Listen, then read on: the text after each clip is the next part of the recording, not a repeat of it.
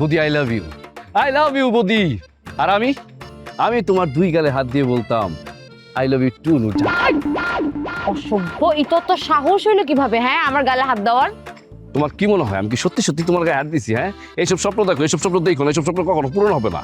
তোমার আব্বা মানে তার ভাতিজারে যে বিয়ে দেওয়ার জন্য তোমার সাথে নিয়ে আসছে গর্দামাই বানানোর জন্য, তার আশাটা তুমি পূরণ করে ফেলো। মানে তোমার আব্বার আশাটা তুমি পূরণ করো।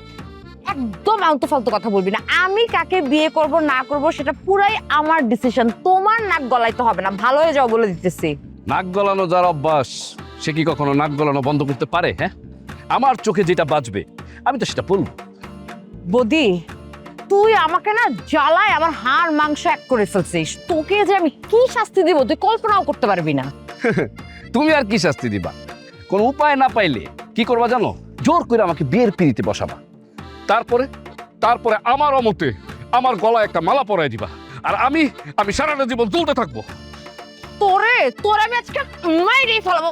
ছাড় ছাড় ছাড়, অসভ্য ইঁদুর, ছাড়। তোর সাহস কত বড় যে তুই আমাকে এমনি জড়ায় ধরলি? আর এইখানে সাহসের কি হলো? তুমি মারতেছিলে, আমি জড়াই ধরছি, এখানে তো আমার কোনো দোষ নাই।